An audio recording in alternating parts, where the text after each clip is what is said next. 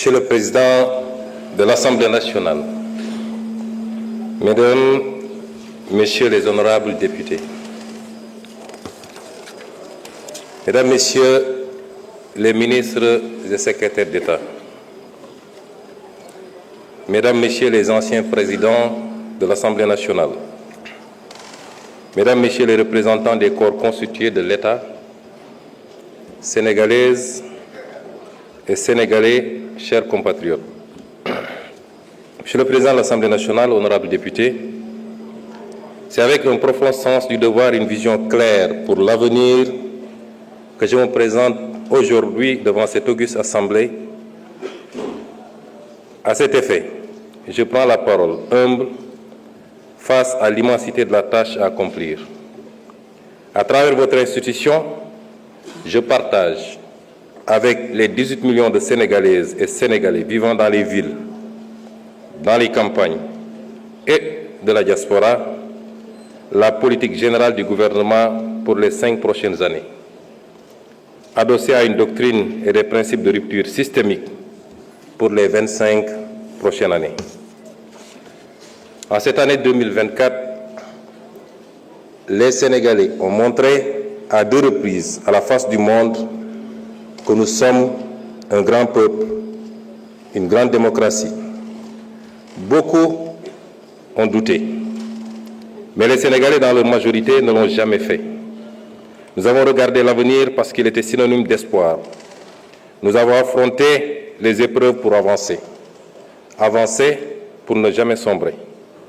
Notre nation ne s'est pas laissée perdre par le doute, parce que nous sommes un grand peuple animé d'une foi inébranlable et poursuivant un but commun par l'apport de tous. Et ce but, c'est la construction d'un grand pays qui compte dans le concert des nations. Alors, n'ayons pas peur de questionner nos certitudes. N'ayons pas surtout peur du changement. Monsieur le Président de l'Assemblée nationale, honorables députés, le 2 avril 2024, le Sénégal est en train de plein pied, grâce à la résilience de son peuple et à la détermination de sa jeunesse, dans une ère nouvelle de son histoire, l'ère d'une ambition restaurée, à la fois nationale et africaine, l'ère d'un projet commun taillé à la juste mesure des aspirations de notre peuple tout entier, l'ère enfin de la poursuite sincère d'une prospérité partagée par tous, loin des ressources pour quelques-uns. Cette ère nouvelle est une rupture, oui, en phase avec les orientations et l'exemple posé par le président de la République, son Excellence M. Bassirou Diomaye Diakhar Faye. Il est choix à toute la nation sénégalaise de rompre de manière ferme et résolue avec certaines façons de penser et de voir notre cher pays, ainsi qu'un bon nombre de pratiques établies. Cela va sans dire, cette rupture impérieuse s'applique au premier chef au gouvernement d'alternative démocratique éclatante dont j'ai l'honneur et le redoutable privilège d'être le Premier ministre. Je viens dès lors partager avec vous les principes, l'ambition et les orientations stratégiques du nouveau gouvernement, afin que nul n'ignore ce que nous voulons faire pour le Sénégal et comment nous le ferons. Le peuple sénégalais a voté de façon nette et massive pour le projet d'un Sénégal souverain, juste et prospère. Pour bâtir ce Sénégal du projet, il est impératif d'opérer une rupture d'une profondeur et d'une portée jamais vue dans notre pays. Jamais vue depuis notre accession à l'indépendance il y a 64 ans. En partant de la courbe plongeante de notre histoire. Le Sénégal d'hier, un pays modèle dans une Afrique conquérante. Partie intégrante des grands empires et royaumes d'Afrique de l'Ouest du XIIe siècle à l'arrivée des premières puissances coloniales. Un pays de résistants, dont les populations ont su maintenir leur dignité, leur culture et leurs principes forts de savoir-être aux heures les plus sombres des razzias et de la colonisation, y compris au prix du sang et du sacrifice anonyme de leur vie. Ce fut le cas lors de ce grave mardi de Nder, où les femmes sénégalaises, par dizaines, ont préféré la mort à l'esclavage et au déshonneur. Ou ce jour tristement célèbre du 1er décembre 1944 à Thiaroye, où des hommes sénégalais, avec leurs frères africains, ont par dizaines préféré la mort à l'injustice et au déshonneur. le Sénégal des indépendances, un modèle en Afrique de stabilité de ses institutions, la qualité insigne de ses élites politiques, diplomatiques, administratives ou même sociales et culturelles, et enfin, de façon plus profonde encore, sa mixité, le brassage de ses ethnies et religions et la force de son commun vouloir de vie commune. Le Sénégal d'aujourd'hui, un modèle en panne dans une Afrique sacrifiée, un modèle de développement arrêté. 64 ans après son indépendance, le Sénégal est resté enfermé dans le modèle économique colonial, exportant ses matières premières, or, poissons, arachides, phosphate, zircon, pétrole et bientôt gaz, avec peu de valeur ajoutée, et important les produits finis. L'énorme déficit de la balance commerciale de l'ordre de 5 300 milliards en 2023, presque 30% du PIB, qui se creuse d'année en année, montre combien notre économie est aujourd'hui peu compétitive. Cela s'est traduit par une croissance trop faible et trop fragile. La croissance annuelle moyenne de 1960 à 2023 a été seulement de 3,1%, face à une population qui a augmenté en moyenne de 2,7% par année. Le revenu réel par habitant n'a jamais décollé et les Sénégalais sont aujourd'hui quasiment au même niveau de revenus qu'au moment de l'indépendance, voire plus pauvres si l'on tient compte de toutes les richesses qui s'expatrient avec les revenus des investissements des groupes étrangers. Cette faible croissance est par ailleurs concentrée sur quelques zones du territoire, notamment le triangle Dakar-Thiès-Mbour. Au final, la triste réalité des chiffres depuis l'indépendance montre que notre pays est enfermé dans un cercle vicieux de sous-développement et de pauvreté, avec des matières premières locales peu valorisées, un secteur privé national qui ne décolle pas, des filières peu compétitives, une croissance structurellement faible et fragile et un territoire national peu aménagé et pauvre. Un modèle social en crise aiguë, avec notamment une jeunesse désabusée, sans perspective dans son propre pays. Chaque année, le nombre d'emplois formels créés est très largement inférieur au nombre de jeunes arrivant sur le marché du travail. Une justice où l'action de quelques-uns a fait perdre la confiance de presque tous. Une école où l'on désapprend bien souvent et où l'on déséduque encore plus. Un modèle démocratique fortement fragilisé qui a su rester debout grâce à la résilience des millions de Sénégalais, d'est en ouest, du nord au sud.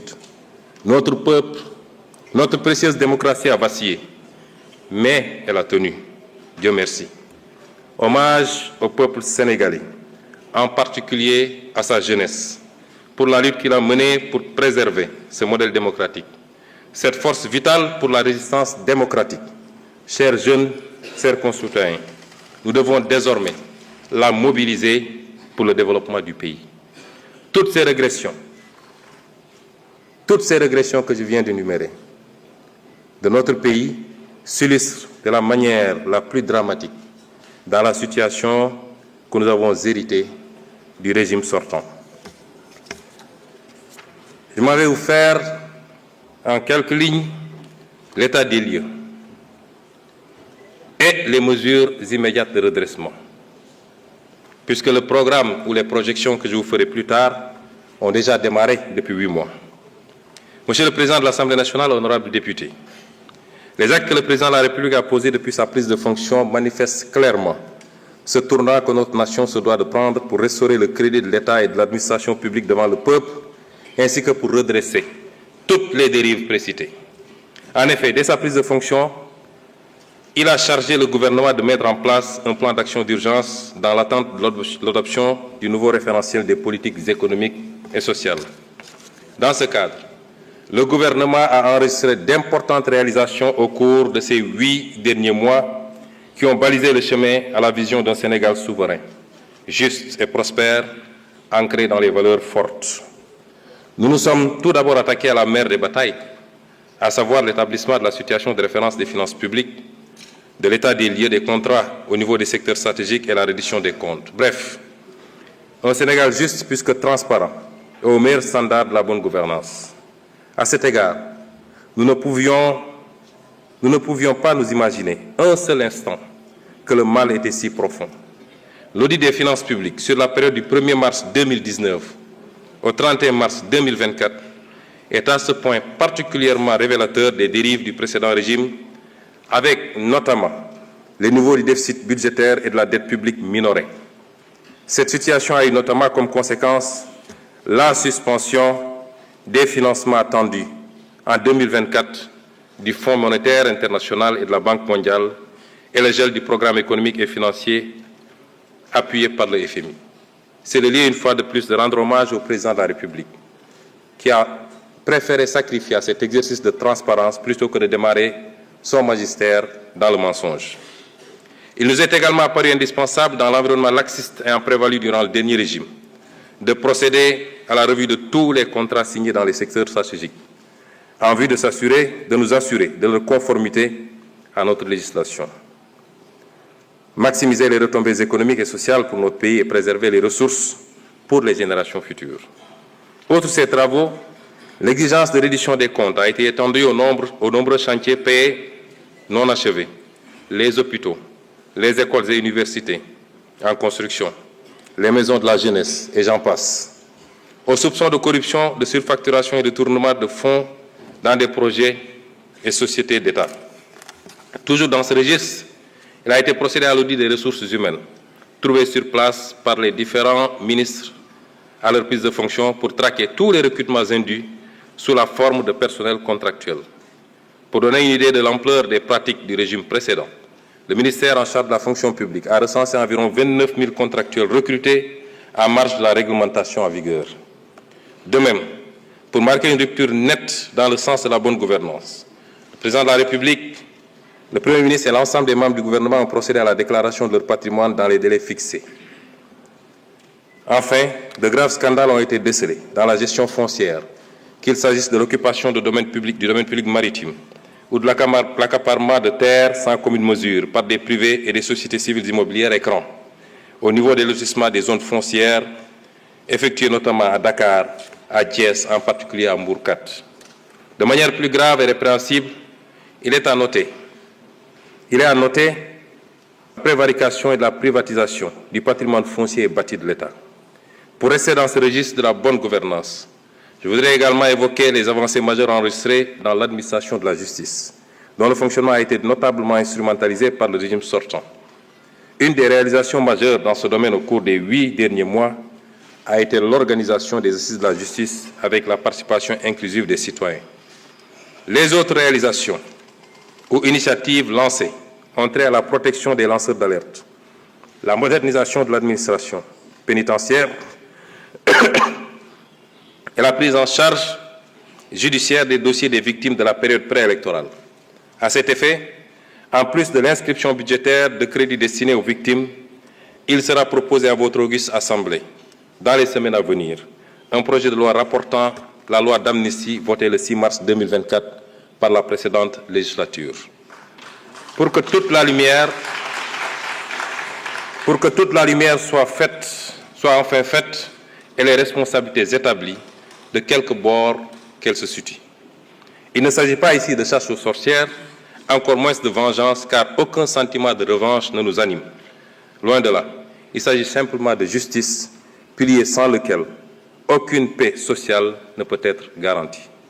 Monsieur le Président de l'Assemblée nationale, honorables députés, la vision d'un Sénégal souverain a été prise en charge dès la formation du gouvernement, avec notamment l'exigence de défendre en tout premier lieu les intérêts du Sénégal et de ne plus jamais nous laisser dicter notre conduite dans la gestion des affaires publiques et la défense du citoyen sénégalais.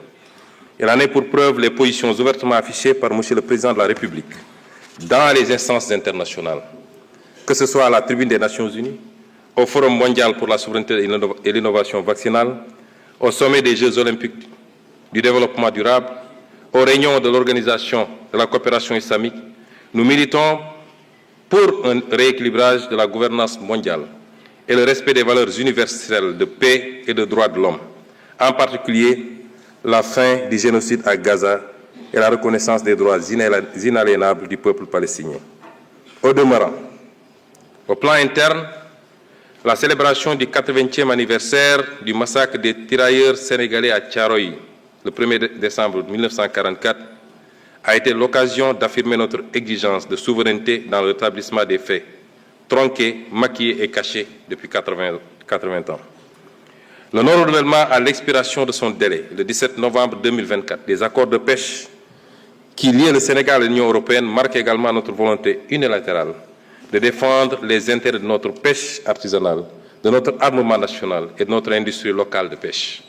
Concernant la souveraineté monétaire de l'Union monétaire ouest-africaine, notre gouvernement a eu des échanges avec la BCEAO sur l'état et les perspectives de mise en œuvre de la réforme du franc CFA. S'agissant de la souveraineté en matière de défense, le président de la République a annoncé la fermeture prochaine des bases militaires étrangères au Sénégal. De toutes les bases militaires au Sénégal. Enfin, pour ce qui est de la politique étrangère du Sénégal, les nouvelles bases ont été jetées, à savoir le retour à l'orthodoxie dans la représentation diplomatique sénégalaise à l'étranger, avec l'accréditation de diplomates de carrière ainsi que le focus mis sur le renforcement des liens de coopération avec les pays africains. Monsieur le Président de l'Assemblée nationale, honorables députés, le renouveau du Sénégal au plan intérieur et extérieur ne peut réussir sans une administration publique efficace et dotée d'éthique et de déontologie, ainsi que des sociétés publiques et parapubliques régies par une stricte gouvernance financière. Cela a été martelé par le Président de la République et suivi d'action. À l'issue du premier Conseil des ministres, avec sa lettre du 8 avril 2024, transmise individuellement à chaque agent de l'État pour les inviter à la droiture, la probité et l'exemplarité, toujours au travers des principes du Jubal et du Jubbanti. Nous avons écouté et compris, Monsieur le Président de l'Assemblée nationale, honorables députés, la demande citoyenne pour une meilleure gouvernance du pays. Mais nous avons également accordé une priorité au cours des 8 derniers mois à la demande sociale des Sénégalais qui veulent une meilleure qualité de vie. À cet égard, nous nous sommes attaqués à la vie chère en mettant en place, dès le mois de juin 2024, dans un contexte de finances publiques en détresse, des mesures de réduction des prix de denrées de première nécessité.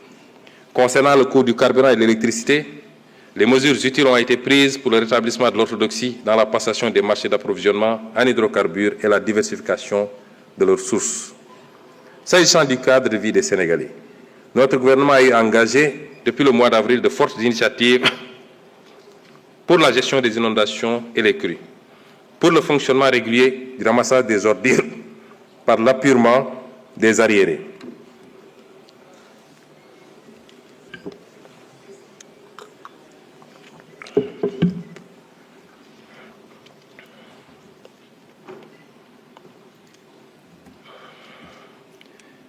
Pour le fonctionnement régulier du ramassage des ordures par l'appurement des arriérés de paiement dus par la SONAGED aux concessionnaires et pour l'organisation mensuelle d'une journée Setal Suñu Réew, s'agissant en particulier de la gestion des inondations et des crues. Des sommes conséquentes ont été dégagées pour faire face, nous amenant à demander un audit du programme décennal de gestion des inondations et du programme d'assainissement des 10 villes qui ont englouti respectivement 285 milliards de francs CFA et 77 milliards de francs CFA sans résultat tangible. Monsieur le Président de l'Assemblée nationale, honorables députés, dans le domaine de l'équité sociale, préoccupation prioritaire pour le gouvernement, nous nous sommes attelés à gérer l'impact des contraintes de finances publiques sur le paiement des bourses de sécurité familiale, avec l'appurement des arriérés prévus au cours du premier trimestre 2025. L'équité sociale s'est également manifestée sur tout le territoire national à chaque fois que des catastrophes naturelles ou des accidents sont remarqués par des appuis financiers et en nature, notamment à la suite des inondations, des crues des fleuves Sénégal et Gambie, des accidents routiers et j'en passe. Monsieur le Président de l'Assemblée nationale, honorables députés, mon gouvernement a pris résolument en charge un maillon essentiel de notre développement économique et social au cours des 8 derniers mois, à savoir le capital humain, en particulier le secteur de l'éducation et de la formation. 2 conseils interministériels ont été consacrés à la préparation des examens au concours ainsi qu'à la rentrée scolaire. D'importantes décisions ont été prises à l'issue de ces conseils, parmi lesquelles la résorption du déficit d'enseignants, l'élimination progressive des abris provisoires, la prise en charge de la problématique du défaut de pièces d'état civil des élèves, le paiement des primes et indemnités d'examen. Mon gouvernement se préoccupe fortement des taux d'échec élevés du CFE, 34,5%, au BFM, 26% et au baccalauréat, 49,5%. Cela signifie qu'une proportion significative de nos enfants quittent l'école sans diplôme correspondant à leur cycle scolaire. Nous devons y remédier. Dans le domaine de l'enseignement supérieur, le défi majeur en cours de prise en charge est la transformation systématique du secteur avec la mise en place imminente d'un comité de pilotage chargé de proposer au président de la République des mesures pertinentes. À cette fin, d'ores et déjà, les actions requises pour le rétablissement du calendrier universitaire et la pacification de l'espace universitaire ont été engagées. Les actions en direction de la jeunesse et de la promotion de la citoyenneté n'ont pas été en reste depuis avril 2024 avec l'organisation des vacances agricoles, le repositionnement du service civique et du volontariat au niveau de la primature pour plus d'impact et la systématisation du concept armée-nation dans tous les domaines d'activité appropriés. Dans le domaine du sport, nous avons soutenu les compétitions dans les disciplines phares et pris résolument en charge l'organisation des Jeux olympiques de la jeunesse Dakar 2026. Dans le secteur de la santé, la préoccupation principale a été de garantir la continuité des services et la qualité de l'accueil dans les services hospitaliers, ainsi que de passer en revue le programme de construction d'hôpitaux qui souffre de beaucoup d'actes de mauvaise gestion et particulièrement de surfacturation énorme. Monsieur le Président de l'Assemblée nationale, honorables députés, notre gouvernement s'est appesanti également au cours de ces 8 derniers mois sur les problématiques d'approvisionnement en eau potable, les questions environnementales et les infrastructures de transport. Concernant l'approvisionnement en eau potable, nous avons fermement engagé la résolution des insuffisances dans la gestion de l'hydraulique rurale et urbaine avec notamment des directives pour mettre un terme aux incongruences caractérisées de la traversée de zones rurales non desservies en eau potable par des canalisations d'eau destinées aux villes. Dans le domaine de l'environnement, mon gouvernement a pris des mesures fortes avec la suspension jusqu'au 30 juin 2027 des activités minières autour de la rive gauche du fleuve de la Falémé sur un rayon de 500 mètres. Dans le domaine des infrastructures physiques, mon gouvernement a réalisé un état des lieux des programmes et projets de construction d'infrastructures routières, portuaires et aéroportuaires. Cet état des lieux a révélé certaines dérives et des intérêts sacrifiés de l'État du Sénégal. Monsieur le Président de l'Assemblée nationale, honorables députés, tous ces rappels m'ont paru utiles pour prendre la mesure des immenses défis déjà relevés par le gouvernement en si peu de temps, mais aussi les obstacles majeurs à franchir pour un Sénégal prospère. Au cours de ces 8 mois, le principal handicap auquel a été confronté mon gouvernement est l'héritage de la gestion d'un pays au milieu du gué, à l'image d'un bateau à bout de carburant dans une mer agitée. Jamais dans l'histoire du Sénégal, un pouvoir n'a été transmis dans cet état. Il nous fallait à la fois déconstruire les mauvais choix, attelage et agencement, redresser les manquements et choix malencontreux et construire les fondations du nouveau projet. Ardue fut la tâche, ardue est toujours la tâche, ardue sera encore la tâche dans un contexte de fortes attentes de l'ensemble des agents économiques et des partenaires. Notre gouvernement a donc pris le pari de la transparence et de l'arbitrage entre les besoins multiformes et complexes. Nous avons ainsi procédé à l'appurement des arrêts de paiement sur les engagements de l'État autour des 3 précédentes campagnes agricoles, 73 milliards de francs CFA. Et sur les autres engagements de dette intérieure, nous avons soutenu les entreprises publiques en difficulté dans l'attente de leur restructuration. Dakar Demdik, Air Sénégal, La Poste, SAPCO, etc. Nous avons aussi soutenu la campagne de production agricole 2024 en intrant subvention de 120 milliards. Nous avons également procédé en rapport avec les acteurs, notamment la SENIA, au relèvement du prix plancher d'achat des arachides pour le porter de 280 francs l'année dernière à 350 francs le kilogramme cette année. Monsieur le Président de l'Assemblée nationale, honorables députés, nous voilà à quelques encablures de la clôture de l'exercice budgétaire 2024, avec une loi de finances rectificative de vérité et de transparence, gage de notre engagement de dire toujours la vérité à notre peuple, rien que la vérité et toute la vérité.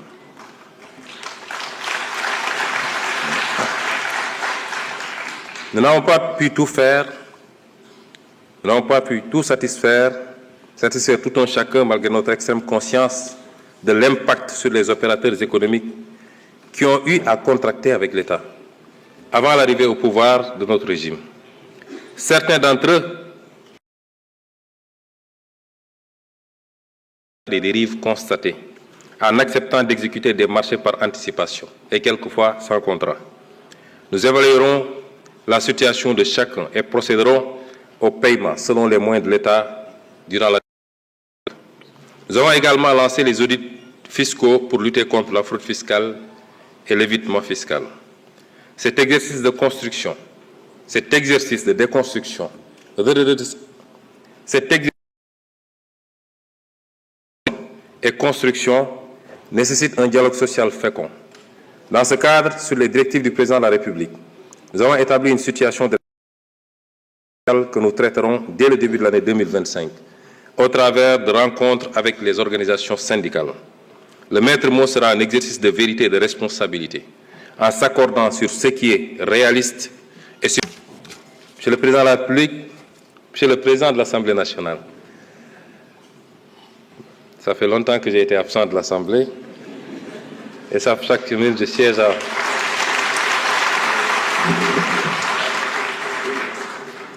Monsieur le Président de l'Assemblée nationale, honorables députés, ces 8 derniers mois ont été également consacrés à un Sénégal ancré dans des valeurs fortes, qu'elles soient culturelles ou religieuses. Dans le domaine de la culture, nous avons renforcé les acquis culturels et engagé des réflexions pour le renouveau culturel du pays. Nous avons également répondu à une vieille doléance des artistes en adoptant en octobre 2024 un décret sur la rémunération de la copie privée. Nous avons aussi préservé, en l'achetant, la bibliothèque de l'ancien président Léopold Sédar Senghor qui avait été mise aux enchères. Dans le domaine religieux,